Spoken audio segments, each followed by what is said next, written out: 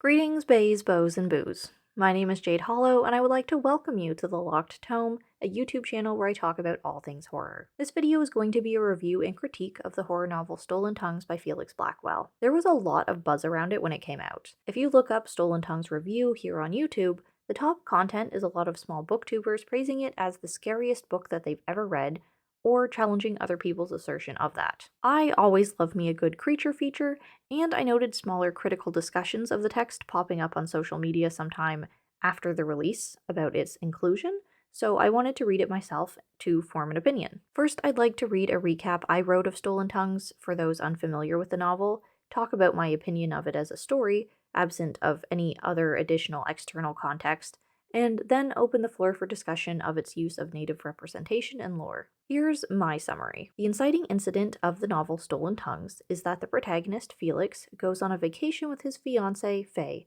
to her family's cabin, of which none of them have visited in decades. At the cabin, they get snowed in and harassed by someone outside over the course of several days. They are unable to evacuate the mountain. Although they want to believe it's nothing but teenage locals trying to play a prank, the incidents they experience carry an unexplainable supernatural air from the start. A mysterious man mimics the voices of loved ones, creepy strangers, and children to toy with them.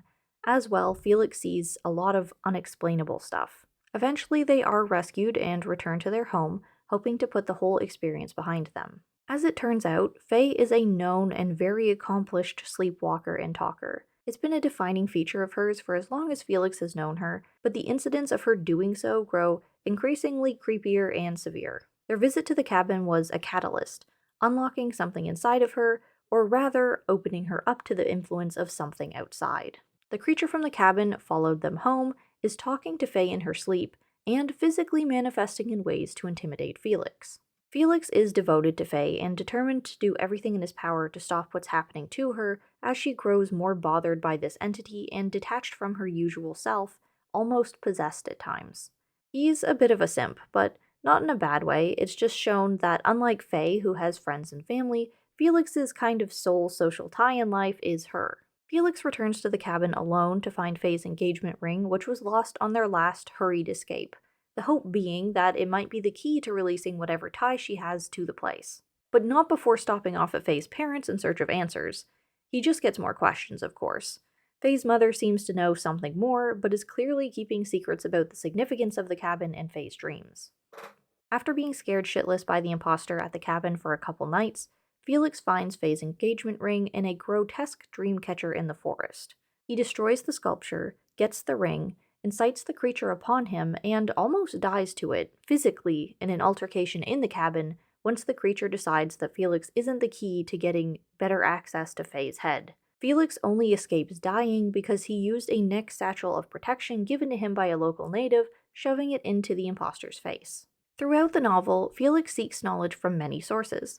Local law enforcement providing historical insights and current updates on the location, natives that share the lore of the creature, and Faye's family who refuses to divulge whatever dark past is still somehow affecting Faye. Felix returns to Faye victorious. They continue on in their lives, but there's a looming presence of wrongness, that things aren't fixed yet. And they aren't. Of course they aren't. Faye gets weird and worse again. For whatever reason, the imposter is fixated on Faye and won't leave her alone in her dreams, ever getting closer to them physically in real life too, and the primary clue that both it and Felix have to uncovering the mystery of Faye's inner secrets has to do with the number 5. As it turns out, Faye's mother was pregnant with a baby boy they intended to name Christopher, but he was stillborn. He was meant to be the number 5 of their family, and Faye as a child was so distraught by this tragic event that she completely repressed it.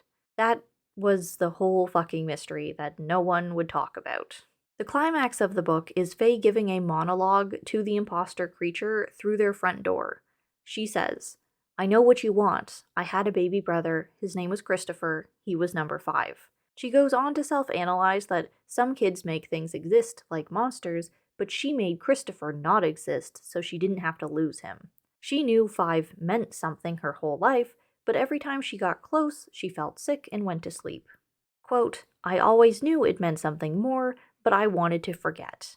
And then she concludes, "Now you know everything. I wanted you to know, and now you can leave. I'm not going with you." The narration describes the creature as letting loose decades of pain and voices through the door, pounding against it. When he gets no response, he stomps to the window and then fucking gives up and storms off after saying, "I walked 1,000 years across the dark to find you." To which Faye responds, "Go."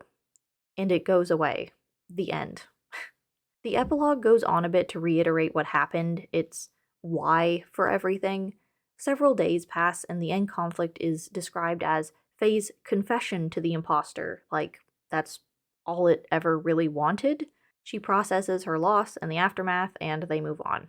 Felix narrates, "I understand why she did what she did," and explains how she repressed the knowledge of her unborn brother so hard that 5 became a lockbox hiding the memories, and I quote, "That was why the monster never understood what she was hiding." Its fixation is explained as, Faye's repression made her talk in her sleep, and that invited the attention of the imposter when she visited the cabin as a kid and as an adult. Quote, "He saw the cracks in her heart as a passage into her soul, so he chose her because she was a challenge." Faye is described heroically as cutting her puppet strings by unearthing her memories so the imposter had nothing to use against her. Another quote, that there was nothing left for the creature to grab onto, so he left. Actually, the end this time. As for my opinion of the novel as a story in and of itself, it had some spooky vibes, but got repetitive very quickly to me. There's only so much I want to read about Faye doing creepy stuff in her sleep without any genuine development. There's so many sleeping and waking cycles. There were a lot of questions left unanswered by the end of the novel: the function of the corrupt dream catcher, whether the engagement ring really mattered and in what way, why we even mentioned the cabin basement, what the further cabin break-ins accomplished, and ultimately, the creature's motivation and consistency in its actions. I was pretty disappointed in the conclusion. It felt like the Babadook, but worse. The resolution was literally just Faye learning that she'd had a stillborn baby brother when she was 5, and giving a monologue that boils down to, "Okay, cool, I know that now. I'm going to accept my trauma so you can leave me alone now, monster. Bye." After everything else that's happened in the novel, that felt wildly disproportionate as the solution to the struggle that they've gone through and the capabilities of the monster. When it realized Felix was no use to it, the imposter just tried to kill him. The imposter did brutally kill other characters in the novel at the cabin, but it was willing to leave this woman it's been obsessed with for decades, visiting her in her dreams, because she said so. Its obsession itself is attempted to be explained in the concluding narration, but I just don't buy it. Why the imposter would put so much into the pursuit and drop it the second Faye's repression releases, that was literally the point of wearing her down to get that answer, was it not? The novel phrases and puts Faye in a position of a bit of an unwarranted hero, that she's been fighting giving into the creature for decades, but it doesn't provide a satisfying answer to what end. What was the end goal? It was presented like the creature wanted to possess Faye at the start, with how she acted in her sleep. The creature is explained as mimicking human form and voice because it yearns to be human, but can never quite pull it off. So Faye, logically, could somehow be a gateway to provide that, but it ends with everyone getting the answer to the long-awaited puzzle box that was her repressed childhood memories, and that means that everything is actually fine. There are no bad outcomes to getting the answer the entire novel was building up to, searching for, so why was everyone fighting against it so goddamn hard? I mean, I know why. You'd think that the release of this knowledge was going to cause something to finally break and the creature to get in, but it just doesn't, because Faye is too strong-willed, I guess. I don't want to discredit the value of horror stories that delve into trauma or metaphorically overcoming internal hardships, but in Stolen Tongues, Faye's trauma just didn't add up to the rest of the pieces. She didn't have a miscarriage. She didn't even lose a sibling. Christopher just did, quite literally, never exist to her.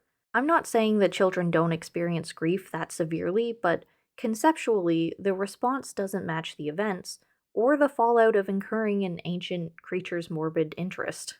This can all be boiled down to a bad case of the miscommunication trope. Faye's whole family pretended the miscarriage never happened for the sake of keeping Faye in the dark because it upset her so much, but that's clearly not healthy, and it wasn't helping her.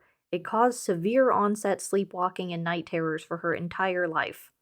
First, Faye's mother seems careless, if not straight idiotic, for letting Felix and Faye vacation at the cabin, knowing that it is the place that triggered Faye's condition as a child, even if she had no idea that the Hollow One was real. Although she did know the gruesome history of the place. But afterwards, once shit is hitting the fan, it's still like yanking teeth to get her to admit she had a miscarriage, which she knows kicked this whole thing off, which is why she so adamantly hid it for decades. But like, not to be an asshole, it's not that big a deal. Not the miscarriage itself, but the admittance of it. Shit happens, they're all adults now. What do you actually think you're protecting Faye from? You think she's going to dissolve into insanity at the mention of it because it's been too many decades of repressing it already? That kind of shit only ever gets worse the longer it goes on. Her repressed memory wasn't like a heinous act that would reshape Faye's sense of self. It was her mother's miscarriage. But back to the point, under the ridiculousness of the actual reveal, is all the severe, messed up horror stuff that happens around this internalized, inconsequential plot conclusion. This creature is ruthless. It kills people, mutilates their bodies, wears their skin, but this all came down to an acceptance of grief by some white woman who's so fragile she denied the reality of a brother she never even had for decades. As anyone who has read the book themselves is probably wondering, why haven't I mentioned the native representation and lore of the novel? Well, it was to make a point. Once you boil the main plot down to its core, this becomes a story of a, presumably, white couple tormented by a dream demon that also simultaneously exists physically, and although it is very capable of killing, chooses to give them plot armor, and, for inexplicable reasons, seems to be beholden to the vampire code of not entering a room without permission. It sure loves rapping on doors and windows for intimidation, but not breaking in, despite its gigantic size and power and all of that. The ties that the creature has to Native American lore is just fluff, and the Native American characters in the novel only exist to serve that fluff to the main character Felix, and then they're killed.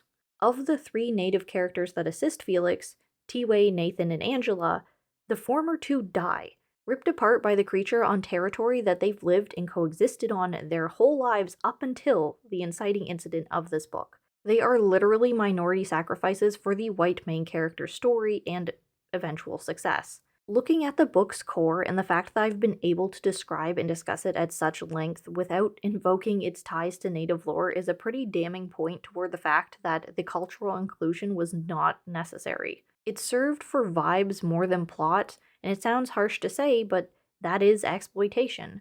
There's no reason this had to be tied to native lore. It could have been any dream monster. The solution wasn't tied to the culture it came from, nor were the main characters fighting against it. Being inspired by this creature is one thing, and should be mentioned, but its actual implementation as the imposter, the hollowed ones of native lore, was so disconnected from the rest of the book. This has already been a discussion in the book community. I heard there was some controversy, but I never looked into what it was before I read Stolen Tongues myself. I wanted to see how I'd feel about it, flex my ability to assess appropriate representation, and I wrote this script up until this point without reading anyone else's takes. But yeah, I'm on the same page as those criticizing Blackwell's inclusion. Using lore as aesthetic for the creature horror, and making throwaway characters of the indigenous characters, because this is all essentially the story and struggle of a white couple and Faye's white middle-class family dealing with a monster interested in her unrelated childhood trauma. And this is all unfortunately extremely ironic given the endnote by Blackwell on standing by respectful inclusion of natives in his work. If the tie to lore wasn't necessary to the plot, and you only killed native characters for no good reason, that's you're not doing what you preached. The culture is being used as an aesthetic to the horror, not the plot.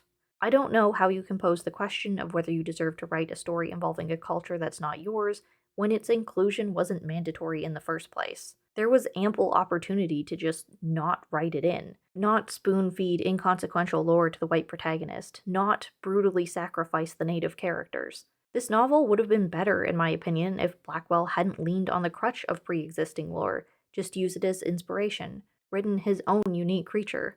Trying to tie things into the imposter honestly just left more loose ends and inconsistencies than there needed to be, which is why I call it unnecessary. If the execution would have been cleaner, made more sense without the native tie-ins, then that representation shouldn't have been wielded. It didn't serve a respectful or necessary function. I didn't dislike the experience of the book, though I think it's crazy the amount of praise that it got on release, with so many people calling it the scariest book they've ever read. They've got to experience more horror then. The vibes were undoubtedly stronger at the start, not just because the ending lost intensity in its repetition, plot armor, and thin logic conclusion, but because there was so much promise. The opening chapter had a lot going for it. Unfortunately, the more mystery you pour onto something, the better the actual reveal needs to be, and Blackwell did way too much pouring. Feel free to discuss your opinions on Stolen Tongues by Felix Blackwell down in the comments below. I'm always happy to hear unique takes. Thanks for watching, and until I see you in the next video, stay spooky.